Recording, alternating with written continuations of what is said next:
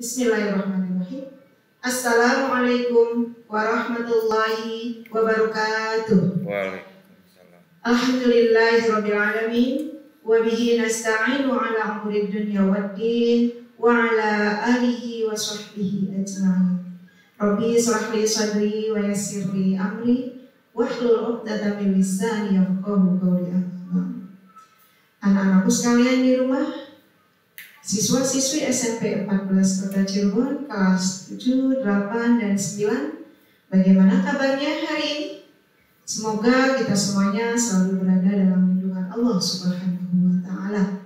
Amin ya Rabbal Alamin. Alhamdulillah, hari ini kita masih bisa bertatap muka walaupun hanya lewat pembelajaran jarak jauh. Dan alhamdulillah, mulai hari ini kita sudah melaksanakan bulan suci Ramadan. Marhaban ya Ramadan. Guru-guru SMP Negeri 14 mengucapkan kepada anak-anakku semuanya selamat menunaikan ibadah puasa. Semoga puasa kita diterima oleh Allah Subhanahu wa Ta'ala. Anak-anakku sekalian yang soleh dan solehah, mulai hari ini dan seterusnya sebelum Ramadan berakhir, kalian akan selalu melihat tayangan Samlat ya, pesantren kilat. Walaupun pesantren kilat ini melalui pembelajaran jarak jauh, kalian bisa melihatnya melalui YouTube dari guru-guru SMP Negeri 14 Kota Cirebon. Juga kalian bisa melihat tayangan RCTV yang setiap hari tampil ya, perwakilan sekolah-sekolah SMP. Kemudian juga bisa kalian langsung kuliah subuh ya di masjid atau musola masing-masing. Karena ibu sudah memberikan tugas kepada kalian, yaitu tugas berupa program kegiatan selama bulan suci Ramadan. Dan ibu minta kalian semuanya harus mengisi dengan jujur dan nanti hasilnya dilaporkan ke ibu guru ya atau bapak guru yang mengajar pendidikan agama Islam, dan nanti ibu juga akan melaporkan kepada wali kelas kalian. Baiklah anak-anakku sekalian, untuk pesantren kilat hari ini ya, ibu mengawali dengan materi yaitu tentang dakwah Nabi Muhammad. Tapi sebelum itu ibu ingatkan kembali anak-anakku sekalian, jangan lupa kalian tetap jaga protokol kesehatan supaya kita tetap sehat ya. Seperti biasa, kalian ketika keluar dari rumah tetap memakai masker, kemudian mencuci tangan setelah kalian pergi beraktivitas di luar rumah. Kemudian juga ketika kalian berada di luar rumah, kalian tetap jaga jarak. Kemudian tetap ketika berada di menghindari ya, tetap kita menghindari kerumunan. Kalaupun misalnya memang kita harus berada di kerumunan, itu tadi ibu sampaikan ya, kita jaga jarak.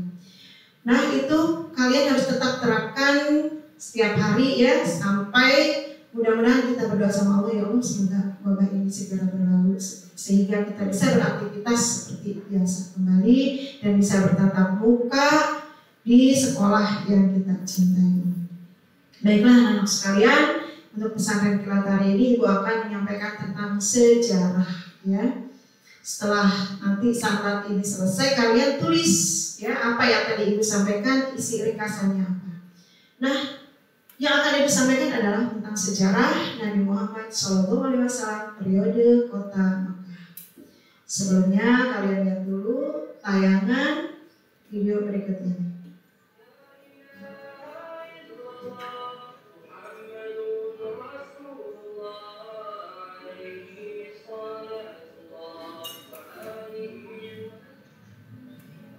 Assalamualaikum warahmatullahi wabarakatuh. Setelah mendapatkan wahyu dari Allah dan pengangkatan Rasulullah SAW mendapatkan tugas, yaitu akan memberi peringatan kepada kaumnya untuk menyembah kepada Allah Subhanahu wa Ta'ala. Maka Rasulullah SAW pun melakukan dakwah secara sembunyi-sembunyi. Namun sebelum lanjut, jangan lupa untuk sukai video ini, komen, dan berlangganan, serta bagikan video ini agar bermanfaat bagi semua. Terima kasih. sebagai tempat kelahiran dan pertemuan beliau Sallallahu Alaihi Wasallam. Maka kota Mekah dijadikan Nabi Muhammad Sallallahu Alaihi Wasallam sebagai tolak dakwahnya. Pada awalnya, metode dakwah yang dilakukan Rasulullah Sallallahu Alaihi Wasallam bersifat sirriyah, yaitu sembunyi-sembunyi. Berlangsung selama 3 tahun pertama dakwah beliau Sallallahu Alaihi Wasallam. Hal tersebut mengingat kedudukan Rasulullah Sallallahu Alaihi Wasallam yang masih lemah. Ditambah dengan dakwah beliau yang sangat bertolak belakang dengan keyakinan prinsip masyarakatnya yang penuh dengan nilai dan kesyirikan. Lapisan masyarakat yang paling pertama beliau serukan ajaran Islam tentu saja adalah keluarga dan kenalan dekat beliau. Itu pun beliau pilih hanya kepada mereka yang ada tanda-tanda kebaikan pada dirinya. Usaha beliau tidak sia-sia. Pada hari-hari pertama dakwahnya, terkumpul sejumlah orang yang menerima dakwahnya dengan penuh keyakinan dan penghormatan terhadap Rasulullah Sallallahu Alaihi Wasallam. Mereka lah yang dalam sejarah Islam dikenal sebagai as-sabiqun al-awwalun, yaitu generasi pertama yang menerima Islam. Orang terdepan dari kelompok ini adalah istri beliau sendiri, Ummul Mukminin, yakni Khadijah binti Khuwailid. Kemudian budak beliau Sallallahu Alaihi Wasallam, yaitu Zaid bin Haritsah. Lalu sepupu beliau Sallallahu Alaihi Wasallam, yaitu Ali bin Abi Thalib radhiyallahu anhu, yang saat itu masih belia dan dirawat oleh Rasulullah. Kemudian sahabat dekat beliau, yaitu Abu Bakar As-Siddiq radhiyallahu anhu.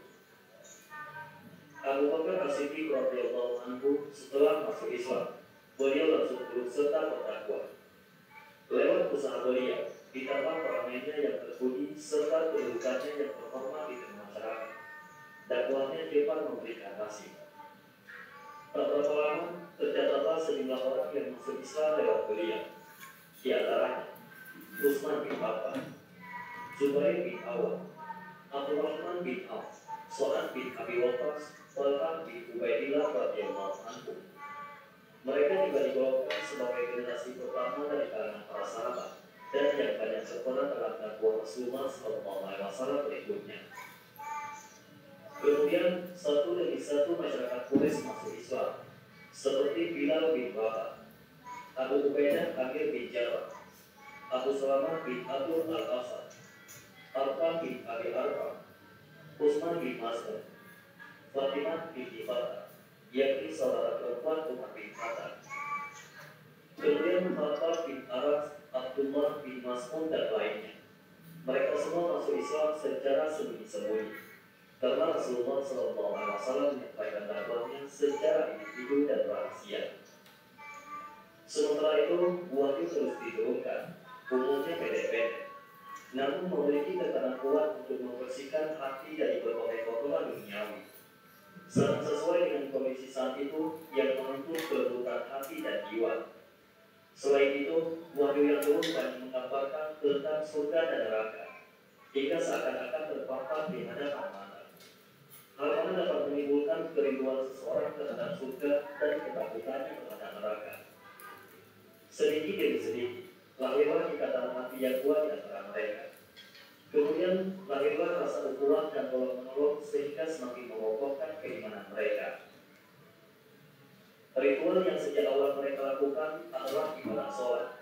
Namun, waktu itu sholat 5 waktu belum ditetapkan. Yang mereka lakukan adalah sholat 2 rakaat setiap pagi dan petang, sebagaimana firman Allah Subhanahu wa Ta'ala. Dan bertasbihlah seraya memuji Tuhanmu pada waktu petang dan pagi. Quran Surah Al-Mulk ayat 55. Hal itu pun tetap mereka lakukan secara sembunyi-sembunyi agar tidak diketahui oleh masyarakat. Meskipun dakwah tetap dilakukan secara sembunyi-sembunyi, namun lambat laun akhirnya berita tersebut sampai juga ke telinga orang-orang kafir Quraisy. Pada awalnya, mereka tidak berani menghiraukannya. Mereka menganggap apa yang dilakukan Rasulullah Sallallahu Alaihi Wasallam tak berbeda dengan apa yang dilakukan oleh beberapa orang sebelumnya, yang sekedar ingin menunjukkan nilai keberagamaan. Akan tetapi, lama-kelamaan dakwah tersebut muncul juga. Setelah pengaruh Rasulullah Sallallahu Alaihi Wasallam yang lama, yang kuat dan meluas, mulailah mereka memperhatikan memperhatikan dan mengawasi dakwah Rasulullah Sallallahu Alaihi Wasallam. Wallahu a'lam bishawab. Ya, setelah kalian tadi melihat tayangan, ya, yaitu tentang sejarah Nabi Muhammad ketika beliau berada di kota Mekah. Nah, sekarang yang akan Ibu sampaikan di sini adalah yang pertama bagaimana cara berdakwah beliau, ya. Itu beliau berdakwah di kota Mekah selama 3 tahun dan yang beliau dakwahkan yaitu yang hanya kerabat dekat saja, ya. Dan cara dakwahnya juga dengan cara sembunyi-sembunyi. Jadi betapa beratnya perjuangan Nabi Muhammad ketika berada di kota Mekah. Karena yang beliau hadapi adalah orang-orang jahiliyah, orang-orang yang pada masa itu belum mendapatkan petunjuk dari Allah. Ya, mereka hidup dalam kekacauan. Mereka hidup dalam suasana yang tidak mempunyai arah, tidak mempunyai tujuan. Ya, sehingga ketika Nabi Muhammad datang menyampaikan wahyu, Nabi Muhammad merasa orang-orang jahiliyah, orang-orang kafir Quraisy itu belum bisa untuk menerimanya karena mereka sudah lama menganut kepercayaan nenek moyang mereka. Sehingga ketika berada di kota Mekah, Nabi Muhammad berdakwah secara sembunyi-sembunyi. Dan pada saat Nabi Muhammad berdakwah di kota Mekah itu hanya beberapa orang, ya, hanya beberapa orang dari sahabat dan kerabatnya yang mau masuk Islam. Dan mereka itu, ya, dari sahabat dan kerabat yang pertama masuk Islam itu dikenal dengan as-sabiqunal awwalun, yaitu di antara mereka yang pertama adalah Khadijah binti Khuwailid yang merupakan istri beliau. Kemudian yang kedua Zaid bin Harisah adalah budak beliau. Kemudian Ali bin Abi Thalib adalah sepupu Nabi Muhammad. Kemudian ada Abu Bakar As-Siddiq. Nah, Abu Bakar As-Siddiq adalah sahabat Nabi Muhammad yang pertama kali percaya atau meyakini agama Islam. Dan di tangan beliaulah banyak sekali selanjutnya sahabat-sahabat yang akhirnya masuk Islam karena cara berdakwah beliau yang dengan cara yang lemah lembut. Kemudian juga beliau memiliki harisma, ya, sehingga banyak sekali sahabat-sahabat Nabi yang akhirnya berkat Abu Bakar banyak yang masuk Islam. Di antaranya yaitu ada Utsman bin Affan, kemudian ada Zubair bin Awam, ada Abdurrahman bin Auf, Sa'ad bin Abi Waqqas, kemudian Tolhah bin Ubaidillah, dan ada beberapa sahabat Nabi lainnya. Di antaranya itu ada Bilal bin Rabah, Arqam bin Abi Arqam, dan masih banyak lagi yang lainnya. Nah, di sini Nabi Muhammad ketika diutus menjadi Rasul, ya, pada dasarnya ini Nabi Muhammad itu sebagai pembawa rahmat bagi semesta alam, bagi seluruh umat manusia. Diterangkan di dalam surat Al-Anbiya, ya, Bismillahirrahmanirrahim. Wa ma arsalnaka illa rahmatan lil alamin. Yang artinya, dan tiadalah kami mengutus kamu melainkan untuk menjadi rahmat bagi seluruh alam semesta. Merupakan rahmat. Nah, di sini agama Islam diturunkan oleh Allah untuk umat manusia. Ya, semua umat manusia, bukan hanya umat Islam. Untuk apa? Yaitu di sini sebagai petunjuk bagi umat manusia dan ajarannya mencakup semua kehidupan yang bertujuan agar hidupnya itu bisa selamat baik di dunia maupun di akhirat. Dan seperti tadi, ya, ajaran yang dibawa oleh Nabi Muhammad adalah membawa rahmat dan kasih sayang, kebahagiaan dan kesejahteraan bagi seluruh umat manusia. Nah, kemudian selanjutnya di sini beberapa perjuangan Nabi Muhammad menghadapi masyarakat Mekah yang memang pada saat itu banyak sekali kendala dan halangan, tantangan, rintangannya yang benar-benar beliau hadapi. Bagaimana caranya menghadapi masyarakat kota Mekah? Yaitu diantaranya yang pertama, mempertahankan prinsip dan pendirian untuk selalu berdakwah walaupun berbagai godaan dan rayuan menerpanya. tidak sedikit sekali ya godaan yang beliau hadapi, baik dari kerabatnya sendiri ya, di antaranya ada Abu Lahab, Abu Jahal ya, dan juga masyarakat sekitar, masyarakat kaum kafir Quraisy. Kemudian yang kedua, perjuangan Nabi Muhammad dalam menghadapi masyarakat Mekah, yaitu selalu berusaha menanamkan keimanan yang kuat kepada para pengikutnya, sekalipun terus-menerus dihina dan dimusuhi oleh orang-orang kafir. Jadi Nabi Muhammad memberikan keteguhan kepada para sahabatnya supaya mereka memiliki hati yang kuat ya, walaupun mereka memang sama dengan Rasulullah banyak sekali hinaan dari kafir-kafir Quraisy. Kemudian selanjutnya Nabi Muhammad selalu bijaksana dan memiliki wawasan yang luas ya, sehingga bisa mententeramkan hati para sahabatnya yang sudah masuk Islam tadi ya. Nah kemudian selanjutnya Nabi Muhammad selalu jujur dan adil kepada siapapun, karena sikap jujur dan adil ini perlu dimiliki oleh setiap orang ya, karena sifat dan sikap tersebut dapat menemukan kepercayaan terhadap orang lain. Dengan jujur, dengan adil, maka Nabi Muhammad mendapatkan kepercayaan dari pengikutnya. Selanjutnya, ya mungkin hanya itu. Ibu simpulkan sekali lagi bahwasanya perjuangan Nabi Muhammad ya di kota Mekah itu banyak sekali halangan, tantangannya, rintangannya, baik yang dihadapi oleh orang-orang terdekatnya maupun orang-orang kafir Quraisy ya. Baiklah anak-anak sekalian, silakan kalian simpulkan dengan mengisi ringkasan materi ya yang ada di program Ramadan yang sudah Ibu sampaikan kepada kalian semua, baik kelas 7, kelas 8 dan kelas 9 ya. Kalian setidaknya dengan belajar hari ini pesantren kilat, kalian mengetahui bagaimana dakwah Nabi Muhammad periode Mekah, dan mungkin nanti selanjutnya adalah dakwah periode Madinah ya. Untuk itu Ibu cukupkan sampai di sini, mudah-mudahan bermanfaat buat kita semuanya. Billahi taufiq wal hidayah. Wassalamualaikum warahmatullahi wabarakatuh.